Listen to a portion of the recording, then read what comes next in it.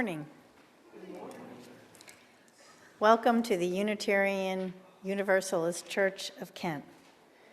We're a spiritual community that strives to inspire love, work for justice, and grow together in community. This is a place you can bring your whole self. I'm Kathy Kearns, today's worship associate. We're so pleased to have the Reverend Elaine Strawn with us today as our service leader. Reverend Strawn is Minister Emeritus at the Worcester UU Church, and many of us know her from local events such as Summer Institute. Thank you for joining us today.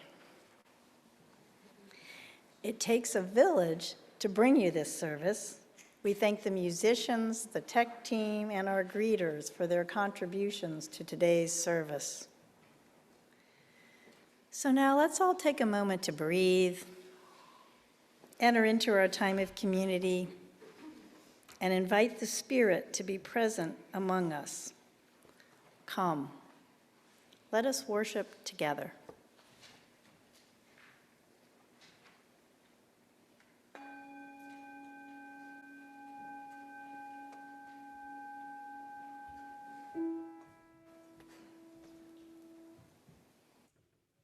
We're going to do this a cappella, and a little bit of it will be around. So you guys will sing with me. Actually, first we'll all sing together all the way through. We put the lyrics up. There are 4 lines, so each line of text gets repeated.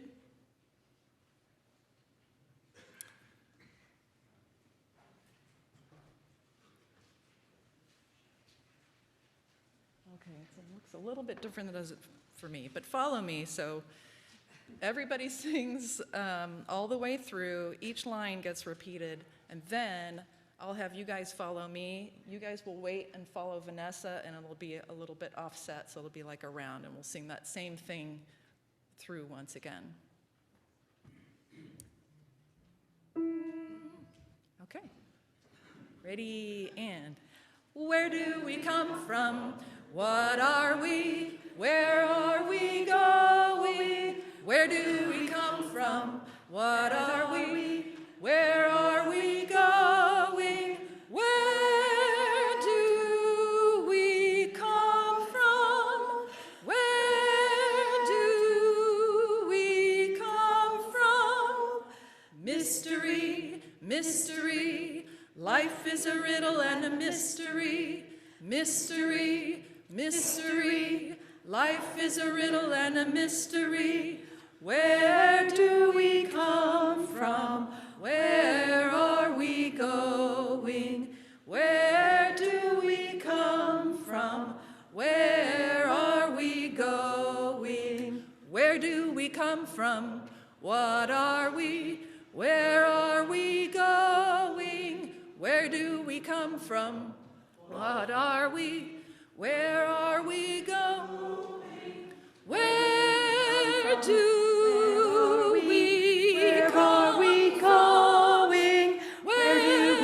from? What are we? Where are we going? Mystery, mystery, life is a riddle and a mystery.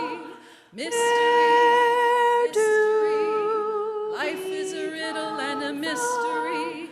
Where do we come from? Where are we going?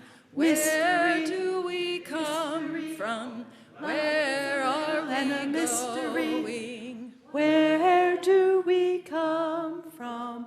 Where are we going? Where do we come from? Where are we going? Who are we now as a congregation? Our church was founded in the 1860s as a Universalist church shortly after the Civil War ended. We have worshiped in this building pretty much continuously since then, providing a liberal religious church for our local community. Today, what is our core identity, our burning coal? The last 30 years have been a time of growth and change for our congregation. We have more than doubled in size. We have expanded our programs, worship, and staff. We have endeavored to deepen our worship experience, which has been enhanced by our talented ministers, religious education leaders, and music directors. We have been blessed. We have also weathered challenges, financial pressures, COVID, ministries that ended sooner than expected. Some of these challenges are present today. So many times, this congregation has rallied to meet the moment. In the current moment, our Board of Trustees and stewardship team are providing inspiring leadership and a we can do it spirit. I would bet on this congregation. As we face our challenges and look to the future, who are we as a congregation?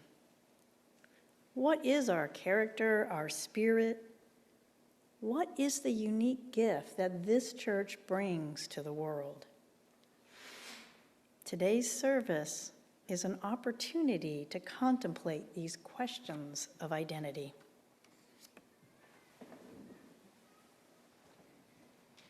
And I invite Liz up to help us with the chalice lighting.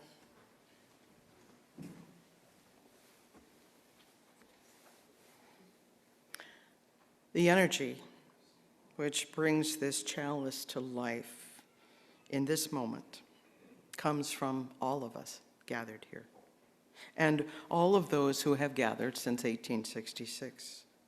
It draws its strength and brilliance from the dreams dreamed and the labor committed. Its strength comes from the commitment of the beloved community here gathered, and from the visions of those who went before us. We light it, remembering anew that we are more together than we could ever be alone. And we are grateful.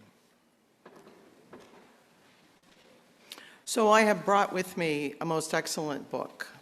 And it's so excellent that if you choose to take a mid-morning nap when I'm finished with this, you will have got the whole thing, and that will be fine.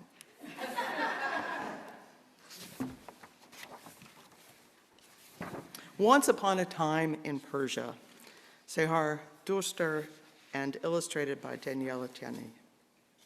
And let me say that you'll want to read up on this later, and so I'm leaving it in the library. Yeah. You haven't heard it yet. You don't know.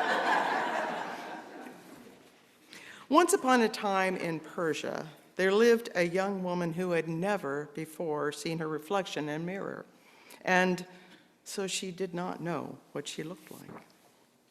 One day, a young man fell in love with her and proposed. The woman accepted, and the date was set for the wedding. On the day of the wedding, a mirror and some candles were brought in. The bride and the groom sat down in front of them. Seeing her reflection for the first time, the woman gave a start, thinking that the groom had chosen another bride. With a broken heart and in despair, she fled far, far away. In desperation, the abandoned groom straddled a horse and set off to search for the bride. He rode and rode until finally he found her sitting on the shores of a lake, weeping. The groom sat down next to her, handed her a handkerchief, and asked her, "Why did you leave me?" To which the bride replied, "You were going to marry another girl." Astonished, he asked her, "Which girl?" "The girl wearing a wedding dress and sitting in front of us." The groom burst out laughing. "That was you! That was your reflection in the mirror." "No, that wasn't me." "Of course it was. You look exactly like the figure you saw." She said, "I swear that girl had nothing to do with me. I have another form." which is, I have the shape of the water in the lake, the shape of the sun when it's rising and setting, the shape of the moon when it's full and when it is a crescent, the shape of the wind when it is brisk and when it blows gently. I have the shape of the sky when it's filled with stars and when it's cloudy and when it's raining. I have the shape of the trees and the flowers in the garden when it's spring and summer and autumn and even winter. The groom smiled and said, "You and I are very similar, my love. Since I first met you, I saw the greatness of your spirit. I promise that we will enjoy a good and happy life together." So the bride and groom returned to the ceremony and lit the candles which had blown out and turned the mirror so that the sky and the moon and the sun and the stars, the lake and the trees and the flowers of the garden were all in the room with them. And so I ask you, what do you see when you look in the mirror? What do you see when you're able to wipe away the social mores that judge us? What do you see when you look in the mirror and look for magic and vision and inspiration? And what do you see when you look in the mirror and you look deep into the pupils of your eyes and you go deeper and deeper and deeper into all that you really are? What do you see then? Each week, we create a time of shared silence, a time for stillness, meditation, reflection, or gratitude, whatever is your practice. We pause to reflect on life and to reconnect with the sacred mystery that is at the very heart of life itself. So we'll enter now a period of silence.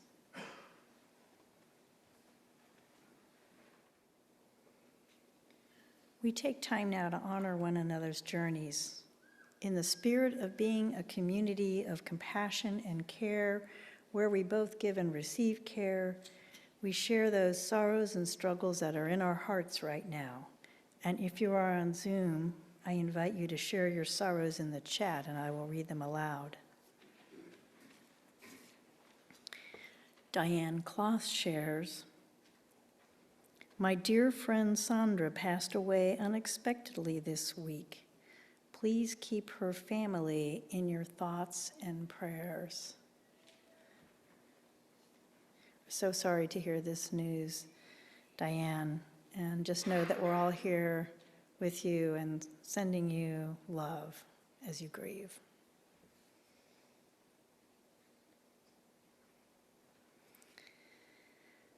Susanna shares that her spouse, David, is helping his sister during her medical treatment.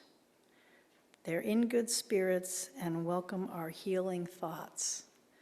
We send our healing thoughts and our love across the miles out to David and his sister and their whole family. And we wish you a good path of healing.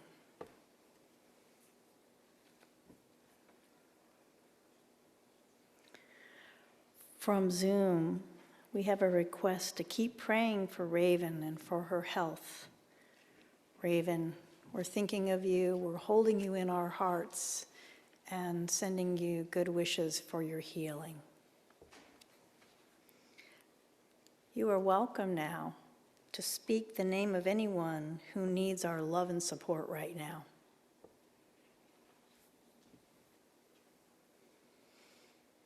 And I offer you this prayer for hope from the Reverend Kristen Green.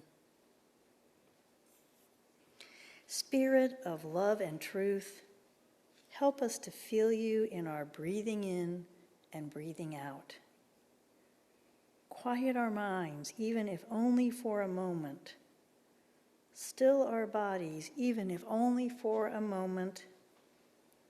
Soothe our souls in this holy moment.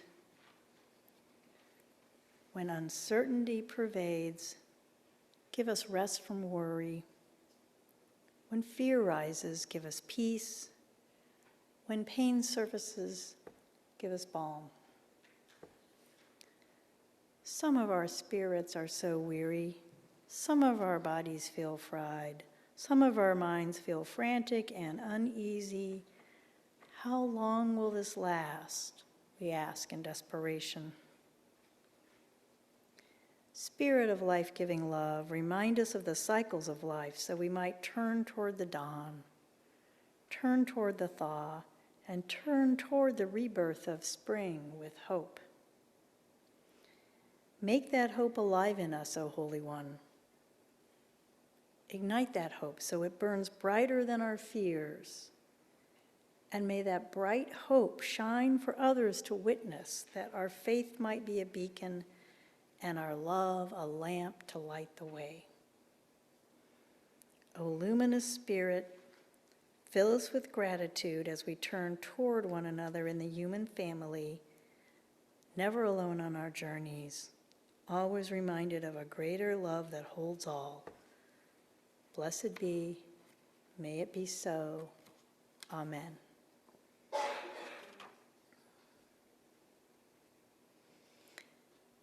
Life also brings joy, wonder, and awe.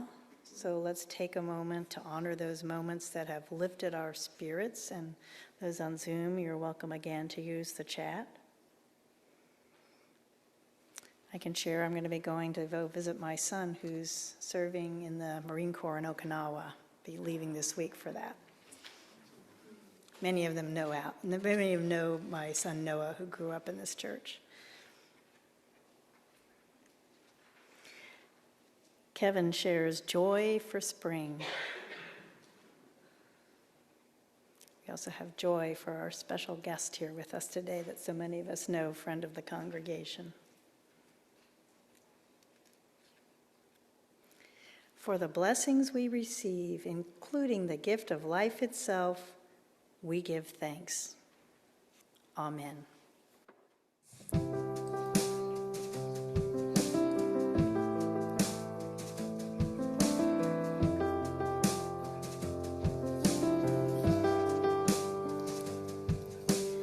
Open doors, smiling faces, we're all one from different places. So come on in,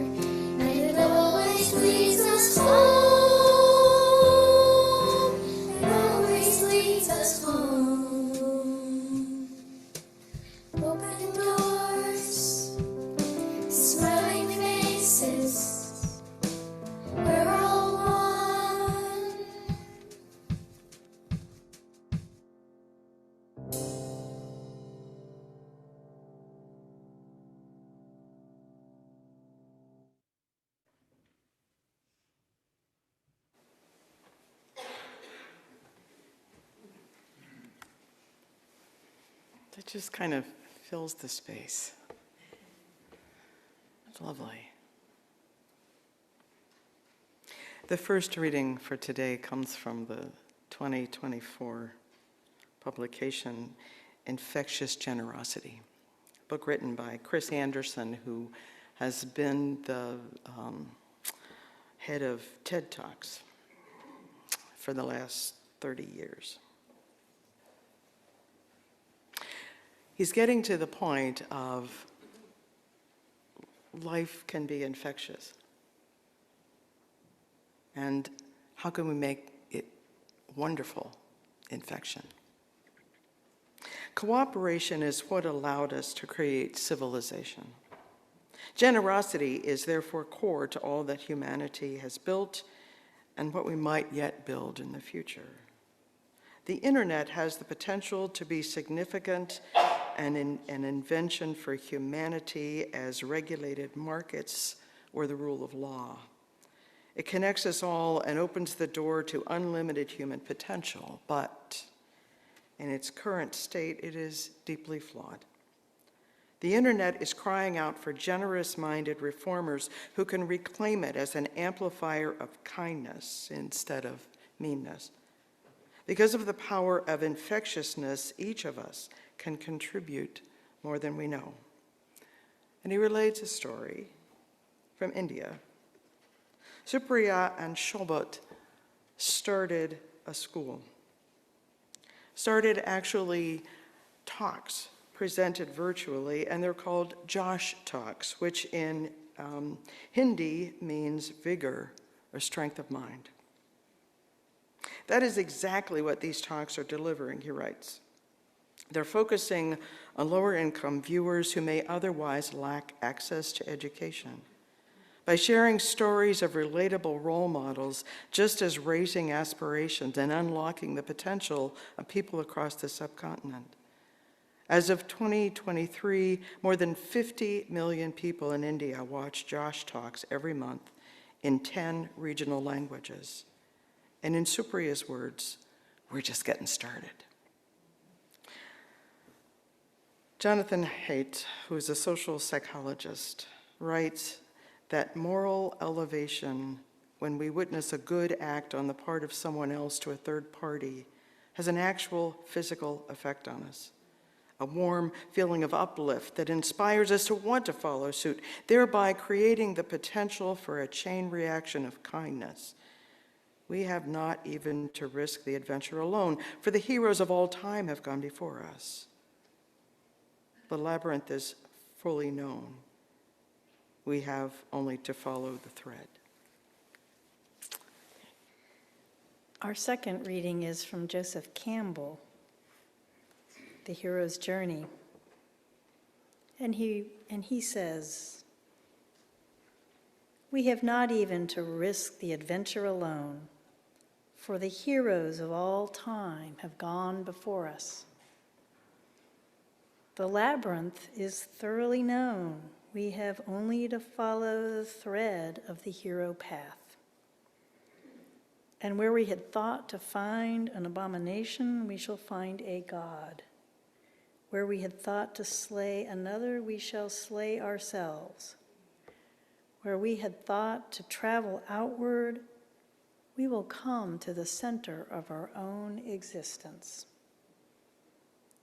And where we had thought to be alone, we shall be with all the world." There is lots of energy in this place this morning. That's a beautiful thing.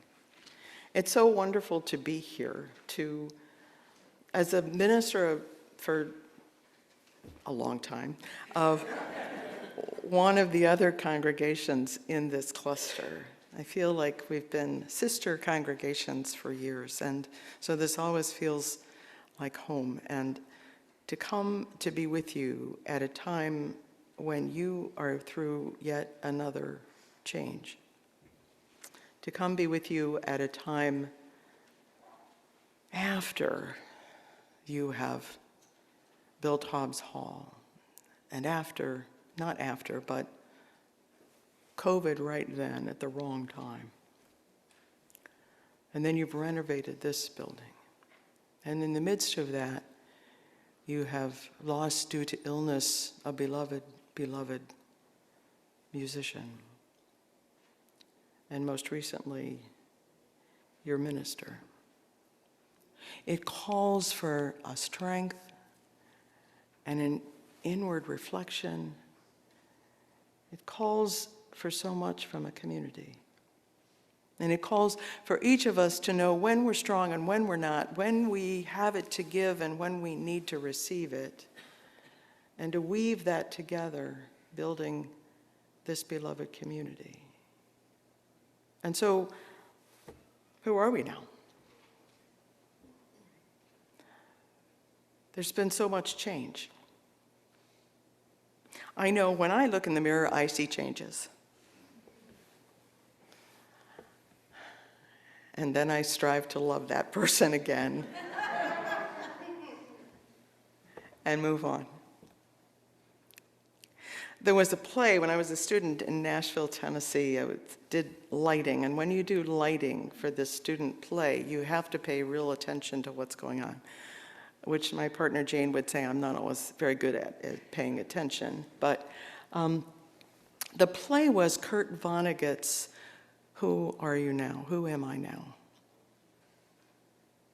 And if you don't know it, it's the story of these two very, very shy people, kind of milquetoast, kind of the people that you go to a party and they're in the back corner and wish they were at home, those people that just don't want to talk to anybody, but they're actors. And so they try out for this play, and nobody thought they would get the lead parts, either one of them. They didn't even know they could act.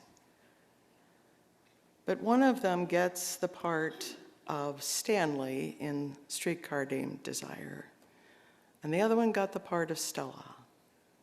Not roles for wallflowers at all. And sitting in the lighting booth, I watched as these two classmates who very much fit the wallflower part. Ed hardly ever said anything. And I can't remember the female lead's name, but she wasn't very out there either. But the play started, and Ed, whom you couldn't even get to say hello when you walked into a classroom, starts with his back turned, and he's playing with his shirt, and comes back around with Stella! And you think, who is that guy? But he had it in him. He had it in him. Well, anyway, Vonnegut takes the play forward, indicating that these two will live within their dramas. And so Streetcar Named Desire went well. They ended up next in a play, Life with Baby. You can imagine what happened in their personal lives then. But the last play was Who's Afraid of Virginia Woolf? Not so good. We change like that. And congregations change like that. We look in the mirror one day, and 30 years later, we look in the mirror and don't know who we're looking at. We strive to know who we are, and we live in the middle of a culture that is trying to both open up to who people are deep inside, and on the other hand, put people into boxes. And we struggle with that, and how to be present and how to be supportive, how to let our anxiety calm and our encouragement come out and our love expand and our understanding expand. Toni Morrison wrote this: definitions belong to the definers, not the defined. Oppressive language does more than represent violence. It is violence. It does more than represent the limits of knowledge. It limits knowledge itself. I know the world is bruised and bleeding, and though it's important not to ignore this pain, it is also crucial to refuse to succumb to that malevolence. Like failure, chaos contains information that can lead to knowledge, even wisdom, like art. You have been through so much change in Kent. You are at a dreaming place now because it is your pledging, canvassing, stewardship season. You're dreaming. You're being asked to dream. So we look in the mirror individually, but I would encourage us to look in the mirror congregationally also. Simon Sinek, not long ago, but probably very long ago, I have a very long memory, talked about, and he worked with Apple Corporation, and he said, you all are starting with the wrong question. You're starting with what? You shouldn't start with what, you should start with why. So the question in terms of a congregation for Kent would be, why must we be here? Why must 19 people be here in 1866? Why must this beloved congregation be here in 2024? Same congregation. Changing, growing, building, struggling, comforting, reaching out, changing the world, offering your infection, caring for one another when some people are up and other people are down, some people are feeling the courage and other people are afraid, caring for one another and being so present for one another. I have come here not as a minister from another congregation, but as a friend. I snuck in when you did the memorial for Stephen. That was such a beautiful time. And you were so present, and Liz gave me, it's Liz Bright's fault, Liz gave me permission to come, to sneak in as someone who is not part of this community, but to be there, to sit with a sister congregation, kind of to say, how are you? And who are you? And I saw the ministry team pull that together in the midst of their own grief and pull that together so beautifully. And all of you respond to one another and to your caring. The story that I read first, which is probably the most significant part. Stories and music, right? It's what people remember when they go home. Ministers know that. Because they keep revolving in your head. They keep grabbing you. That story encourages us to look beyond what we first see. What do people say about us? What do other congregations in Kent think of us? Sometimes what do we think about ourselves? It encourages us to dream big dreams. It encourages us to keep asking, who are we now and why must we be here now? Because the world is constantly changing and there's a powerful, powerful mission in this place. You have so much to offer and you've been doing it for so long. So as a friend, not as a minister preaching at you, let me give you some advice. Take time to build deep. Look for the best in one another and be as curious as you have always been. Take time to share how you see yourselves as individuals and as a congregation. What is most vital? Remember that there is always more than you can see. Merlin Sheldrake reminds us of the fungus that is always growing under the ground, and often after I watch the news, I go out and remember there's a whole world creating and healing and caring beneath the surface that I can't even see, but it's there and it's vital. Believe in that vitality that you have. As the pagans and other religious traditions preach, put your vision out there and move toward it. Just having a vision is the most important step on that path. Go. It will be a labyrinth. It will be a process. You will be on the outer branch. Know that you're almost there. and the path will take you out to the outer branch again. And you'll think, I must have taken a wrong turn. But you can't. In a labyrinth, you can't get lost. It's the process. Don't let what happens today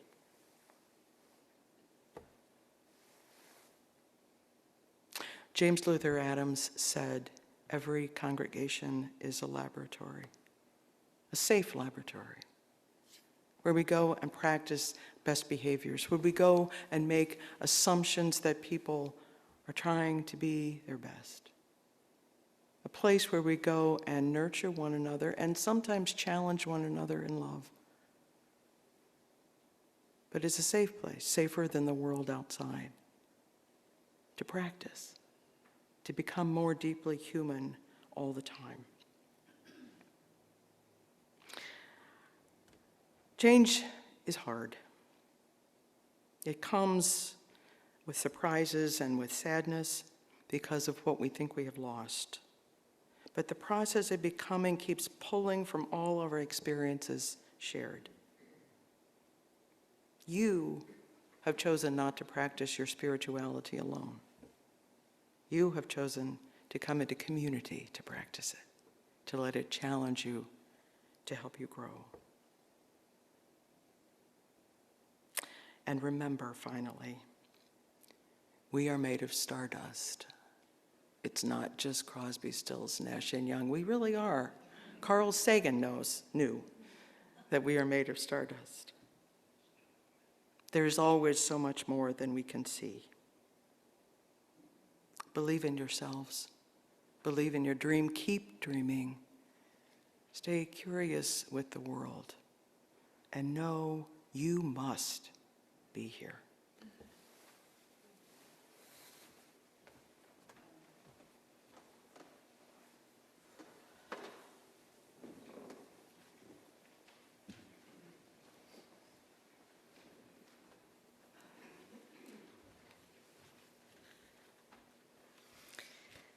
Our spiritual community thrives in its shared life of worship, community, and ministry as each of us participate in the circle of giving and receiving.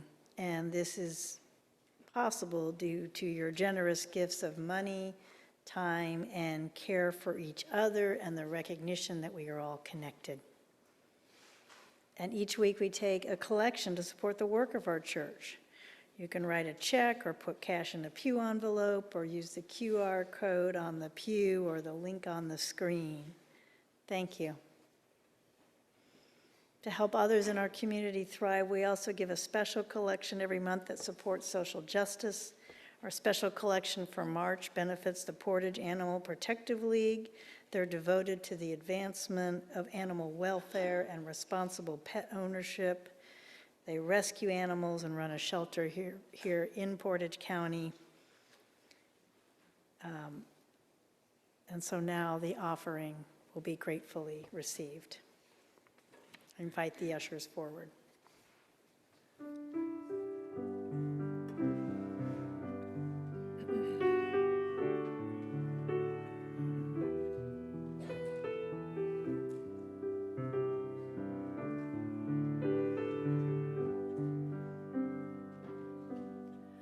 Ours is a simple faith. Life is a short embrace. Heaven is in this place every day. Hope is the ground we till. Make each day what you will. Thankful for dreams fulfilled every day. No room in this heart for fear, no judgment day drawing near. Trust that inner voice you hear every day. Life's not a goal or race. It's about heart and faith and living a life of grace every day. is an open hand, making an honest stand, rooted here in the land every day. Live in the mystery, seeking the harmony here between you and me every day.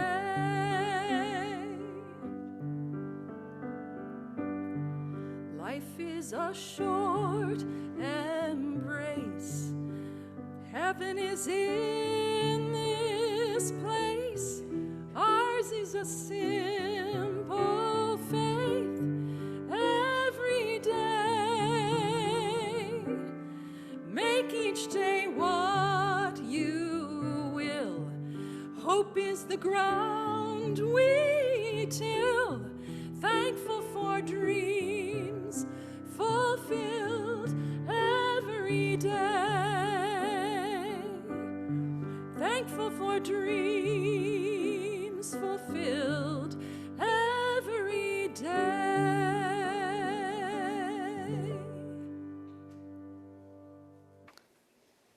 Thank you, Katie, for sharing your musical gifts for us this Sunday. It's giving our music director, Emily Hall, a breather and a Sunday off, but we've really enjoyed hearing your beautiful voice. Thank you. I invite you now to say with me the words as we extinguish the chalice. They're on the screen there. We extinguish this flame, but not the light of truth, the warmth of community, or the fire of commitment. May we carry these in our hearts and minds until we are together again. Hi, my name is Andrew Rome, and I'm part of the Generosity team that has planned this year's pledge drive with the theme Draw the Circle Wide. The annual pledge drive ends today. Of course, we'll still take pledges later too, but today is important. To review pledges are promises to donate money to support the church's work during the next fiscal year and are the primary way our church operates. Our board will make budget planning decisions based on the results of our pledge drive to decide how best to use those donations to enact our mission. Our mission, we all know it, to inspire love, to seek justice, and to grow in community. Very good, thank you. Our donations of time, talents, and money make that possible, and pledging helps us plan. If you haven't turned in your pledge, you can do so today. We have pledge cards available with a guide based on your previous pledge or suggestions based on the UUA giving guidelines, or you can wait until later and go to our church website to pledge. So how's it going? I can tell you this church is filled with generous people who are absolutely committed to our mission. Thank you to everyone who has pledged already. Church members and friends have committed over $200,000 to the annual budget for next year. And while that doesn't reach our budget goal, I want to highlight something else. We have received, at last count, 11 new pledges from folks who had not pledged previously. It means so much to me that new people are discovering a spiritual home in this church and are moved to support it financially.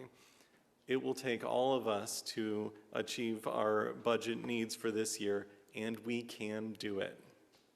And today we're celebrating. We had cake during social hour and the results of our Draw the Circle Wide art contest with Claudia Miller winning our art contest, whose artwork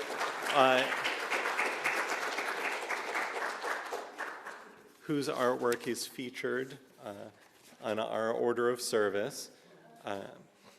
And thank you to everyone who volunteered to help with the pledge drive, especially Sandy Eagland and Lois Weir. Thank you to everyone who entered our art contest with our featured circle artist, Mike Havancic. And thank you to everyone who supports the work of this church.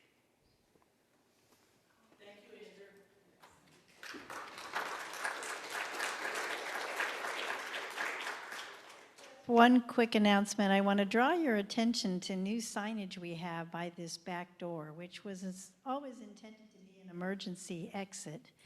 I understand that people do use it as an entrance, but we're asking especially for the 11 a.m. service to be sure to come in another entrance.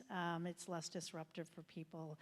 That door is kind of noisy and distracting for some folks. So we're just asking you for the 11 a.m. to be sure you come in one of the front doors or downstairs through the kitchen. We'd appreciate that.